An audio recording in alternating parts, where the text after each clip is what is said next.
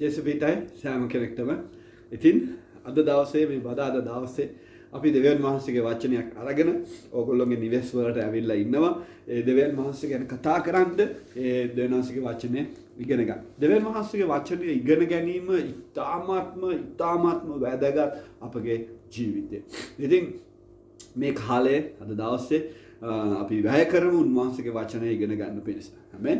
කතා කරන්නේ කවුරු වුණත් ඒක ඉතාමත් වැදගත් අපි දෙවියන් වහන්සේගේ වචනයට සවන් දීම. ඉතින් අද දවසේ අපිත් එක්ක විශේෂ පුද්ගලයෙක් ඉන්නවා. මම හඳුන්වලා දෙන්නම් ඔයගොල්ලොන්ට. අපි යාඥා කරමු මුලින්ම දෙවියන් වහන්සේගේ වචනය තුලින් අපිව ධෛර්යමත් කරන්න කියලා. ඒ වගේම අද දවසේ සහෝදර රුමි කුවේට් දේශයේ සිට අපිට කතා කරන්න යනවා. ඒ දෙවියන් වහන්සේගේ වචනයෙන් අපිව ශක්තිමත් කරන්න යනවා. ඉතින් ඊ타ත්ම සන්තෝෂයි අද දවසේ ඔහුව අපිට සම්බන්ධ කර ගැනීම ගැන. ඉතින් අපි ආඥා කරමු ඔහුට දෙවියන් වහන්සේගේ වචනය තුලින් අපිව ධෛර්යමත් කරන්න උපකාර කරන්න කියලා, ඔහු පාවිච්චි කරන්න කියලා. ඒ වගේම අපි එකිනෙකා බාරව මේ වෙලාවේ දෙවියන් වහන්සේට අපේ ජීවිත බාර කරමු උන්වහන්සේගේ වචනෙන් අපිව පෝෂණය කරන්න. ආමෙන්. අපි ආඥා කරමු. අලංකාර දෙවි පියාණනි මේ සඳ කාලේ වහන්සේගේ වචනය දේශනා කරන පිණිස ඔබගේ දාසය සහෝදර රුමීට වහන්සේ අතගසන්න ස්වාමින් වහන්සේ ඔහු සමග ක්‍රියා කරන්න කියලා ඉල්ලන දෙවි පියාණනි. වගේ මේ සඳාවේ මේ වචනය අසන්නා වූ ඒ සියලුම දෙනා වහන්සේට බාර කරන ඔවුන්ගේ ජීවිත බාර කරන ස්වාමිනේ අපේ දේශවන් බාර කරන අපේ හදවත් බාර කරන දෙවියන් වහන්සේ ඔබ වහන්සේ අපි සෑම කෙනෙක්ම ආලේප කරන්න මේ සඳාවේ ඔබගේ වචනයෙන් අපිව පෝෂණය කරන්න ස්වාමින් වහන්සේ මේ සෑම දෙයක්ම අපි බාර කරන්නේ අපේ ශුද්ධ වූ එකම යේසුස් ක්‍රිස්තුස් වහන්සේගේ මුතුන් නාමයෙන්. ආමෙන්. ආමෙන්. ඉතින් අපිට මට බොහොම සන්තෝෂයි අද දවසේ සහෝදර රුමීන්ද්‍ර දසනායකව කුවේට් දේශයේ සිට අපිට එකතු කරගන්න ලැබීම ගැන. ඔහුගේ කැමරාවේ වීඩියෝ එක ටිකක් තරමක් ක්ලියර් මදි. ඒ ගැන කනගාටු වෙනවා. ඉතින් නමුත් අපිට පුළුවන් විදියට ඔහුට හැකි විදියට අපිත් සමග අද දවසේ සම්බන්ධ වෙනවා. ඉතින් අපි ගිහිල්ලා දේ වචනයට සවන් දෙමු. මේ ස්ථානේ බාර කරන සහෝදර රුමීන්ද්‍ර දසනායක. යේසු විටයි ඔබ සියලු දෙනාටම. ඉතින් නැවත වාරයක් කුවේට් දේශයේ ඉඳලා මේ බයිබල් පාඩම කරන්නට මට අවස්ථාව ලැබිලා තියෙනවා. ඉතින් සියලු දෙනාම ඉතාම ආදරෙන් පිළිගන්නවා අද බදාදා අපේ බයිබල් පාඩමට. ඉතින් තවත් අවස්ථාවක මෙවැනි බයිබල් පාඩමක් තුළින් ඔබ සියලු දෙනා අතරට එන්න මට අවස්ථාව ලැබිච්ච එක ගැන මම අපේ එකම දෙවියන් වහන්සේට අනේක වාරයක් ස්තුතිවන්ත වෙනවා. ඒ වගේම මට මේ අවස්ථාව ලබා දුන්න ජෝර්දාන් සභාවේ සභාපාලකතුමා වන රුවන් මෝසස් දේවගතිතුමා විතාම ආදරෙන් මතක් කරන අතර එතුමාට ස්තුතිවන්ත වෙනවා. ඒ වගේම මගේ අධිකාරිතුමා වන බිෂොප් ප්‍රින්ස් මතයස් පාලකතුමාවත් ඉතාම ආදරෙන් මේ මොහොතේ මතක් කරන ස්තුතිවන්ත වෙන අතරම මගේ සියලුම ආත්මික නායකයන්ට මම මේ වෙලාවේදී ස්තුතිවන්ත වෙන්න කැමතියි. ඉතින් අපි හැමෝම මේ ගත කරන කාලය ඉතාම අභියෝගාත්මක කාලයක්. විශේෂයෙන්ම COVID-19 වසංගතය අපි මුළු දේශයක් වශයෙන් ලෝකයක් වශයෙන් අපි මුහුණ දෙන කාලයක්. ඒ වගේම නොයෙකුත් අපේ ප්‍රශ්න, රැකියා ප්‍රශ්න, ආර්ථික ප්‍රශ්න, අපේ පවුල්වල ප්‍රශ්න, නොයෙකුත් ප්‍රශ්න වලට අපි මුහුණ දීලා ඉතාම අසීරු කාලයක් තුලින් අපි යන්නා වූ වටපිටාවක තමයි මෙම බයිබල් පාඩම අපි අද දවසේ කරන්නේ. ඉතින් පහුගිය මම හිතන්නේ අවුරුද්ද පුරාවටම අවුරුදු කමාරක් විතර අපි දැන් මේ මෙවැනි කලබුණු ස්වභාවයක් යුතුව ඉදිරියට මොනවද වෙන්න යන්නේ කියලා දන්නේ නැතුව නොයෙකුත් ප්‍රශ්න තුලින් අපි ගමන් කරනව කාලයක්. ඉතින් මෙවැනි කාලයක් තුල බොහෝ විශේෂයෙන්ම කිතුණුවන් හැටියට වුණත් අපේ ඇදහිල්ල මදකමක් අපිට ඇති වෙන්න පුළුවන්. අපේ ඇදහිල්ල අභියෝගයට පත් වෙන අවස්ථාවල් එන්න පුළුවන්. කලකිරීම, ඒ වගේම ඉදිරිය ගැන අවිනිශ්චිතභාවයක්, මෙවැනි දේවල් අපේ ජීවිතේ බොහෝ සෙයින් මේ කාලය තුළ වෙන්න පුළුවන්. ඒ වගේම අපි දන්නවා නොයෙකුත් බොරු ගුරුවරු වැරදි ඉගැන්වීම් මරා යේසුස් වහන්සේගෙන් උන්වහන්සේගේ සෙනග කියන්නේ අපි උන්වහන්සේගේ සභාව උන්වහන්සේගෙන් ඈත් කරන්න ගොඩක් බලවේග ක්‍රියා කරන කාලයක්. ඉතින් නමුත් අපි දකිනවා බයිබලයේ පුරාවටම යේසුස් වහන්සේ දෙවියන් වහන්සේ අපිට නිතරම අපිට කියන දෙයක් තමයි නුඹලා බය වෙන්න එපා. මම නුඹලා සමග ඉන්නවා. නුඹලා මට කන්නලව් කරන කල්ලි මම නුඹලාගේ යාඥා අසලා නුඹලාට පිළිතුරු දෙනවා. බය වෙන්න එපා, කැළඹෙන්න එපා කියන උන්වහන්සේගේ මේ පොරොන්දුව නිතර බයිබලයේ පුරාවට අපිට මතක් කරලා දෙනවා. නමුත් අපි බොහෝ වෙලාවට කිතුණු වශයෙන් අපි මේ යන ගමනේ උනත් බොහෝ වෙලාවට අපි යම් කිසි ප්‍රශ්නයක් තුලින් යනකොට අභියෝගයක් තුලින් පීඩාවක් තුලින් යනකොට අපි බොහොම ඉක්මනට කැළඹෙනවා, අපි පසුබට වෙනවා, අපි කනගාටුවටපත් වෙනවා. ඉදිරිය ගැන අපිට අවිනිශ්චිතභාවයක් එනවා. නමුත් උන්වහන්සේ පැහැදිලිවම අපිට බයිබලයේ පෙන්වලා දීලා තියෙනවා අපි මෙහෙම වෙන එක උන්වහන්සේගේ කැමැත්ත නෙමෙයි කියන එක. ඉතින් ඒ නිසා අපි අද දවසේ බලන්න යනවා අපි මේ කැළඹුණු ස්වභාවයක් තුලින් ජීවිතයට අපේ මේ කිතුණු ජීවිතය අපි ඉදිරියට යන්න අපිට පුළුවන්ද? එහෙම නැත්නම් මේක ඇත්තටම දෙවියන් වහන්සේගේ කැමැත්තද? එහෙම නැත්නම් දේව වචනය තුලින් උන්වහන්සේ අපිට මොන වගේ මඟ පෙන්වීමක්ද දෙන්නේ? මේ වගේ කාලවල වල අපි ජීවිතයට මුහුණ දෙන්නකොට උන්වහන්සේ තුල බයි වචනය තුල අපිට මොන වගේ මඟ පෙන්වීමක් දෙන්නේ කියන එක ගැන අපි අද දවසේ බලන්නට යනවා. ඉතින් දෙවියන් වහන්සේගේ කැමැත්ත තුල මෙවැනි අවස්ථාවන් වලදී අපි මුහුණ දෙන්න ඕනේ කියන එක කොහොමද කියන එක පිළිබඳව අද අපි බලන්න යනවා. ඉතින් මම මාතෘකාවක් දාන්න කැමතියි අද බයිබල් පාඩමට දේව කැමැත්ත තුල සමාදානය. දේව කැමැත්ත තුල සමාදානය. ඉතින් අපි ප්‍රධාන බයිබල් පදයක් අද දවසේ පද දෙකක් අපි අද දවසේ කියවන්න යනවා. මේ පද දෙක කියවලා අපි බලමු උන්වහන්සේ අපිට මොකද්ද කියන්නේ කියලා. අපි කියමු පිලිප්පි පොතේ 4 වෙනි පරිච්ඡේදයේ 6 සහ 7 කියන වාක්‍ය දෙක. පිලිප්පි පොතේ 4 වෙනි පරිච්ඡේදයේ 6 සහ 7 කියන පද දෙක අපි කියමු. දැන් ඊට කලින් අපි මේ පද කියවලා ඇති. අපි මේ පද වලින් දේශන අහලා ඇති කියන්නේ අහලා ඇති. නමුත් අද දවසේ අපි බලමු උන්වහන්සේ අපිට මොකද්ද මේ තුලින් කතා කරන්නේ කියලා. මම කියවන්නම් ඔබලත් බයිබලයේ පෙරලගෙන ඔබලාට මා සමග මේක කියවන්න පුළුවන්. පිලිප්පි 4 6 සිට 7 දක්වා. නුඹලා කිසිවක් ගැන කනගාටු නොසිතා සියල්ලේදී ස්තුති දීම සමග යාඥාවෙන්ද කන්නලවෙන්ද නුඹලාගේ ඉල්ලීම් දෙවියන් වහන්සේ වෙත දන්වන්න. එවිට කිසි නුවණකින් දැනගත නොහැකි වූ දෙවියන් වහන්සේගේ සමාදානය ක්‍රිස්තුස් යේසුස් වහන්සේ තුල නුඹලාගේ සිතුවිලිද ආරක්ෂා කරනවා ඇත. ආමෙන් හලෙලූයා. අපි නමත් වාරක් මේ පදය ඊටම හෙමින් සහ ඕනකමින් අපි කියමු. පිලිප්පි පොතේ 4 වෙනි පරිච්ඡේදයේ 6 සහ 7 නුඹලා කිසිවක් ගැන කනගාටු නොසිතා සියල්ලේදී ස්තුති දීම සමග යාඥාවෙන්ද කන්නලවෙන්ද නුඹලාගේ ඉල්ලීම් දෙවියන් වහන්සේට දන්වන්න. එවිට කිසි නුවණකින් දැනගත නොහැකි වූ දෙවියන් වහන්සේගේ සමාදානය ක්‍රිස්තුස් යේසුස් වහන්සේ තුල නුඹලාගේ සිතුවිලිද ආරක්ෂා කරනවා ඇත. ආමෙන්. දැන් මේ පදයෙන් මේ පද දෙකෙන් අද අපි දවසේ බලන්න යන උන්වහන්සේ අපිට මොනවද එළිදරව් කරන්න යන්නේ කියලා. අපි දන්නවා පිලිප්පි පොත නැත්නම් පිලිප්පි සභාවට මේ ලිපිය ලියන්නේ පවුලුතුමා.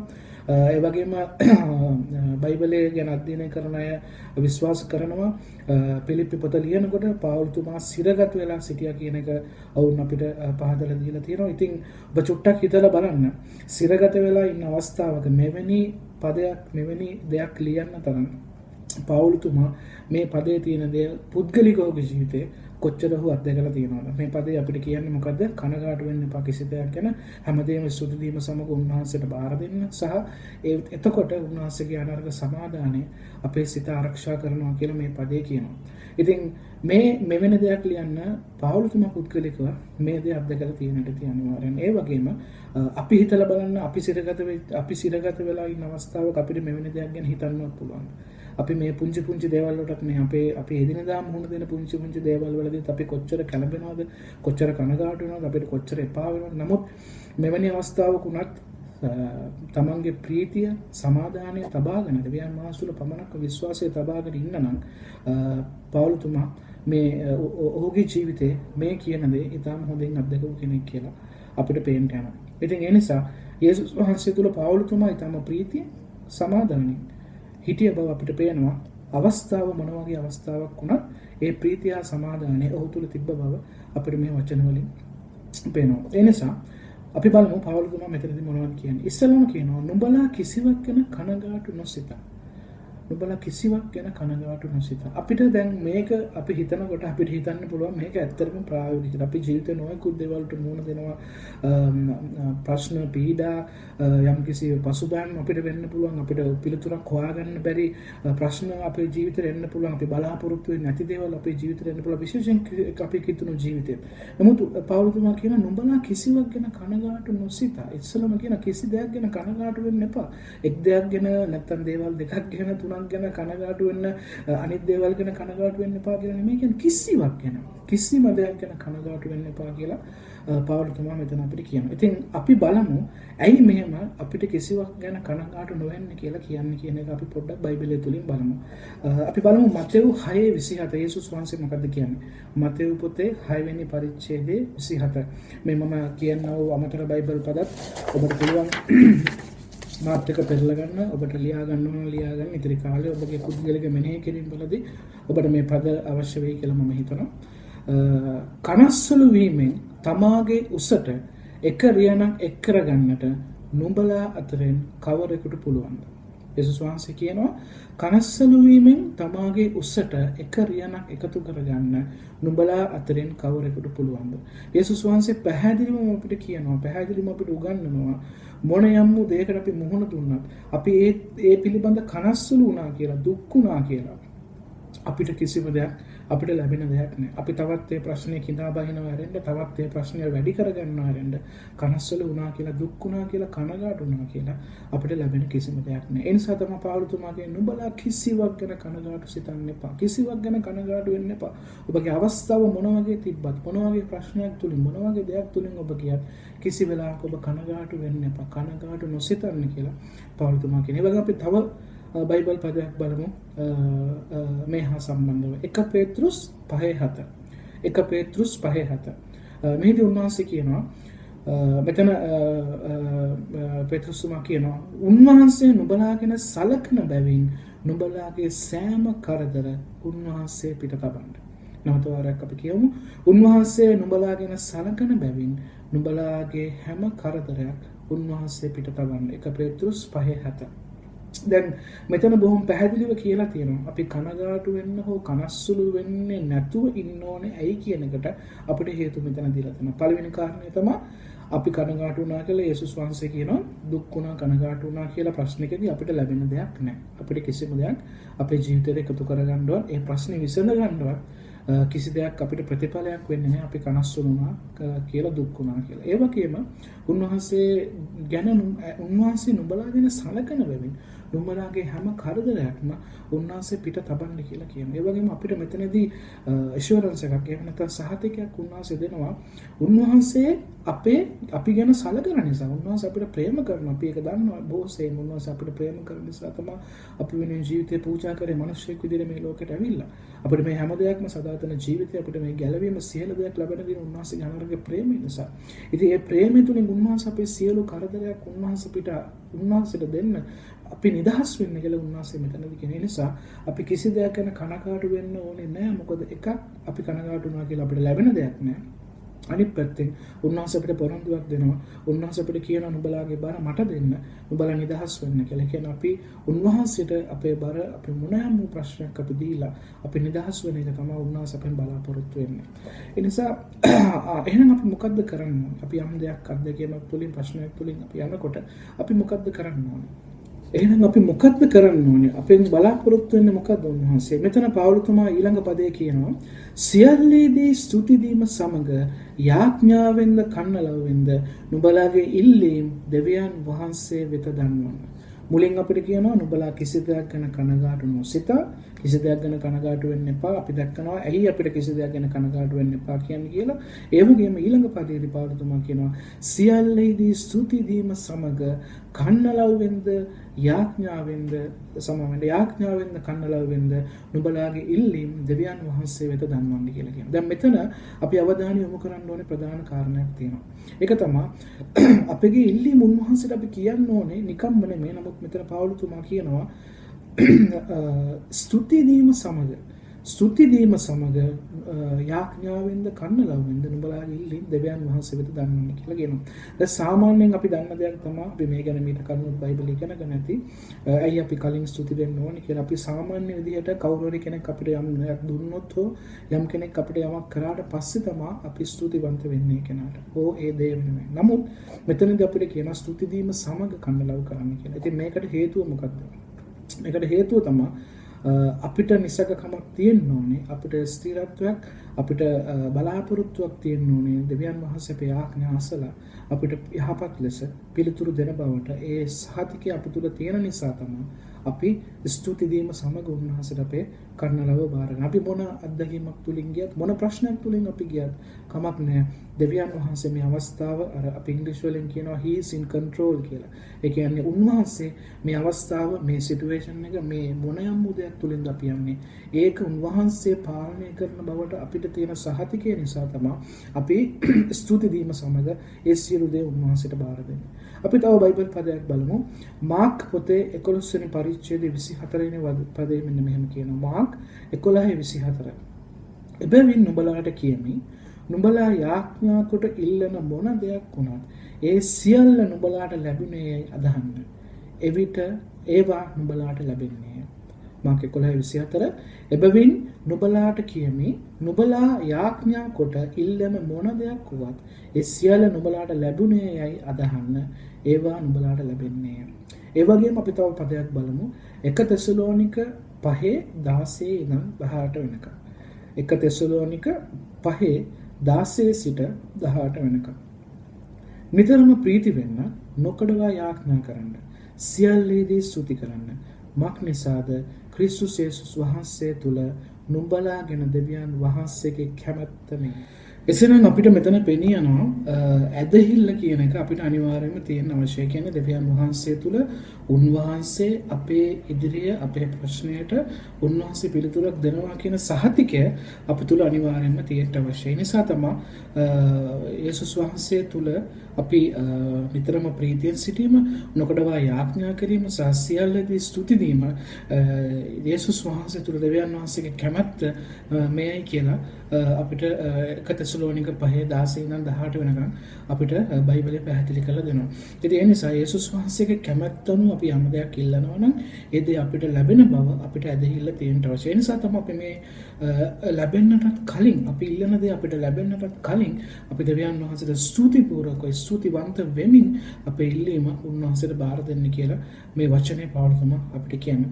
ඒ නිසා අපි මොන යම් ප්‍රශ්නයක් ආවත් මොන යම් අවස්ථාවකට අපි මොන දුන්නත් මොන වගේ අවස්ථාවක් තුලින් අපි ගියත් අපි කිසි දෙයක් ගැන කනගාටු නොසිතා ඒ සියල්ලේදී ස්තුති දීම සමග යාඥාවෙන්ද කන්නලවෙන්ද අපි ඉල්ලීම් දෙවියන් වහන්සේ වෙත අපි දන්වන්නට අවශ්‍යයි. මොකද අපිට අපේ ප්‍රේමවන්ත අපේ බලවන්ත එකම දෙවියන් වහන්සේ අපේ ප්‍රශ්නය බලා ගන්න උන්වහන්සේ අපි සමග ඉන්නවා කියන ඇදහිල්ල අපි තුල නිතරම තිබිය යුතුයි. මේක තමයි අපිට මේ වෙනි අවස්ථාවක් තුලින් යෑම සඳහා දෙවියන් වහන්සේගේ කැමැත්ත ලෙස බයිබලයේ සඳහන් වෙලා තියෙන්නේ. මොකද අපි ඇදහිල්ල ගැන අපි මීට කලින් කතා කරලා තියෙනවා. ඇදහිල්ල කියන්නේ මොකක්ද කියලා අපි බැලුවොත් එහෙම හේබ්‍රෝ පොතේ 11:1 හේබ්‍රෝ 11:1 අපිට කියනවා ඇදහිල්ල නම් බලාපොරොත්තු වන දේවල් ගැන සහතිකය. ඒ වගේම නොදක්නා දේවල් ගැන ඔප්පුය. ඒ කියන්නේ හේබ්‍රෝ 11:1 අපිට කියනවා ඇදහිල්ල නම් බලාපොරොත්තු වන දේවල් ගැන සහතිකය සහ නොදක්නා දේවල් ගැන ඔප්පුය. අපි යාඥා කරන දෙයට අපේ ප්‍රශ්නයට පිළිතුර තාමත් අපිට හම්බෙලා නැහැ මේ වෙලාවේ. නමුත් අපි ස්තුතිවන්ත වෙනවා. මොකද අපිට ඇදහිල්ල තියෙනවා ස්වාමීන් වහන්සේ සියල්ල උන්වහන්සේ බලාගෙන. මොකද අපි කලින් පදවල බැලුවා උන්වහන්සේ අපි ගැන සලකන බැවින් අපේ සියලු බර කරදර උන්වහන්සේ පිට තබන්න කියලා උන්වහන්සේ කියන එකයි උන්වහන්සේ කියන උඹලා කිසි දෙයක් ගැන කනගාටු වෙන්න එපා.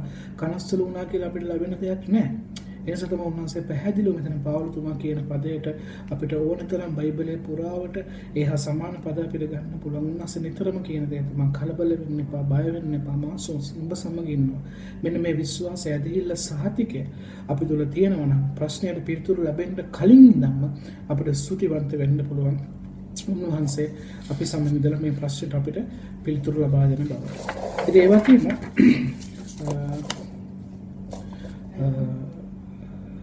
උන්වහන්සේ තුල උන්වහන්සේගේ අපි මතක තියාගන්න ඕනේ අපි ඉල්ලන දේ උන්වහන්සේගේ කැමැත්තම උන්වහන්සේගේ වෙලාවට අපේ වෙලාවට නෙමෙයි උන්වහන්සේගේ වෙලාවට උන්වහන්සේ කැමැත්ත අනුව අපිට ලැබෙන්න යන බවට ඒ සහතිකය අප තුල තියෙන්න අවශ්‍යයි. ඊට පස්සේ පාවුලතුමා කියනවා දැන් අපි කනස්සලු නොවි කනගාටු නොවි මේ කිව්ව ආකාරයට ස්තුතිවන්ත වීම සමග අපේ කන්නලව උන්වහන්සේට ඉදිරිපත් කරනකොට අන්න එතකොට පවුලතුමා කියනවා එවිට කිසිය නුවණකින් දැනගත නොහැකි දෙවියන් වහන්සේගේ සමාදානය ක්‍රිස්තුස් යේසුස් වහන්සේ තුල නුඹලාගේ සිද්ද සිතුවිලි ආරක්ෂා කරනවා කියලා ඊළඟ පදයේදී 7 වෙනි පදයේදී අපිට කියනවා මොකක්ද කියන්නේ එවිට අපි අර කලින් කිව්ව දේවල් කරාට පස්සේ එවිට කිසි නුවණකින් දැනගත නොහැකි දෙවියන් වහන්සේගේ සමාදානය ක්‍රිස්තුස් යේසුස් වහන්සේ තුල නුඹලාගේ සිද්ද සිතුවිලිද ආරක්ෂා කරනවා ඇත කියලා මේ බයිබලයේ පදයේ තියෙනවා. ඉතින් මේ පදයෙන් අපිට ඊටාම හොඳින් පැහැදිලි වෙනවා. අපි මොන වේදනාකාරී අත්දැකීම් තුලින් අපි ගියත්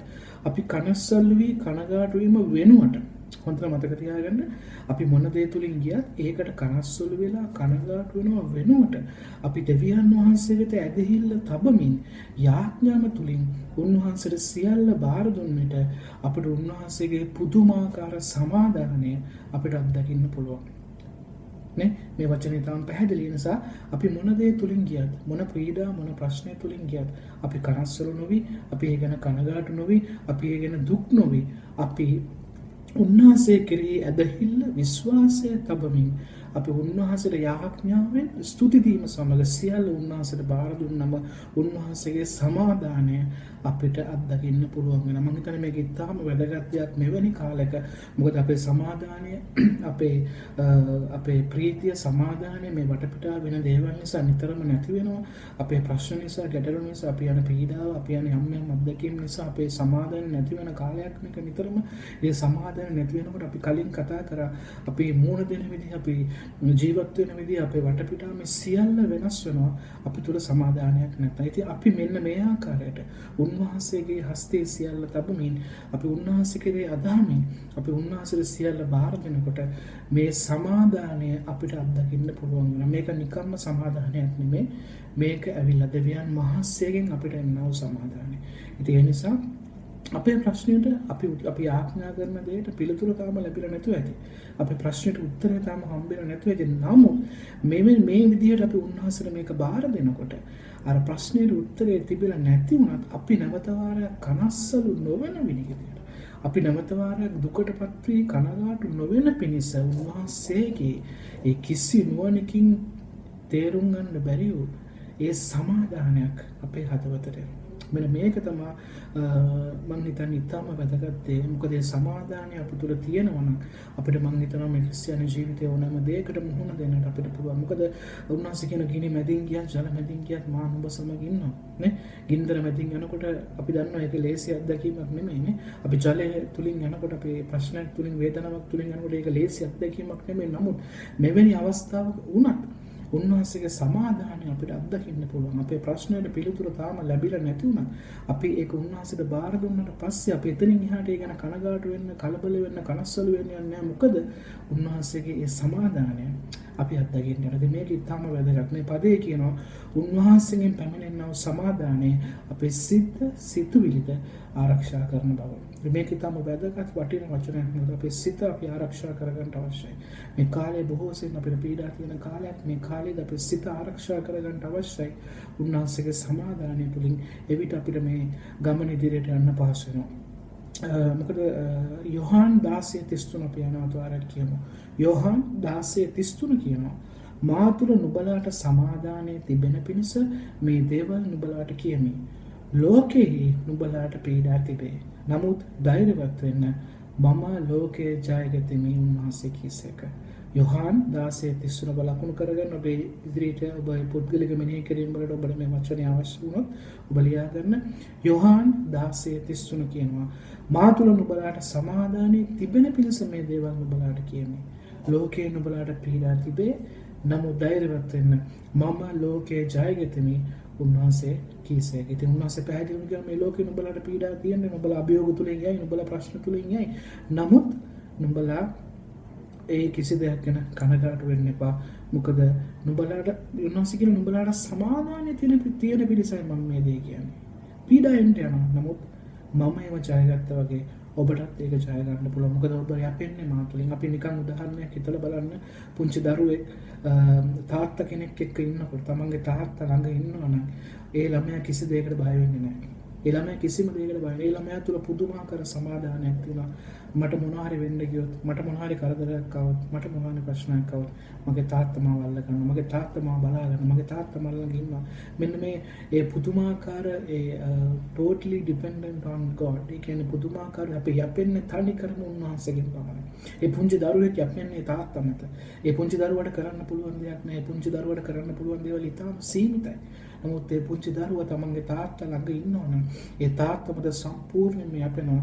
කිසි දෙයක් ගැන කනස්සලු වෙන්නේ නැහැ. එයාට පුදුමාකාර සමාදානයක් තියෙනවා. මට මොන හරි වෙන්නේ කිව්වොත් මගේ තාත්තා මාව අල්ල ගන්නවා. මෙතෙන් මෙන්න මෙවැනි පුදුමාකාර සමාදානයක් අපේ ජීවිතේ අත්දකින්න නම් අපි උන්වහන්සේ විශ්වාස කරන්න ඕන. මගේ පියාණන් වහන්සේ මා සමග ඉන්න. උන්වහන්සේට සියල්ල බාර දුන්නම උන්වහන්සේ හැම දෙයක්ම ලස්සනට අපි හිතනටත් වඩා ලස්සනට අපිට හැම දෙයක්ම කරලා දෙනවා කියන ඇදහිල්ල විශ්වාසයේ සහතිකය අපිට තියෙනවා නම් අපි මෙවැනි දේවල් වලට මුහුණ දෙනකොට අපිට ඒ පුදුමාකාර සමාදානය අපේ හදවතට අපි ගන්න පුළුවන්. යේසුස් වහන්සේ මේ ස්ථානයේ කියනවා මා නුඹලාට සමාදානය තිබෙන පිණිස මේ දේවල් කියන්නේ.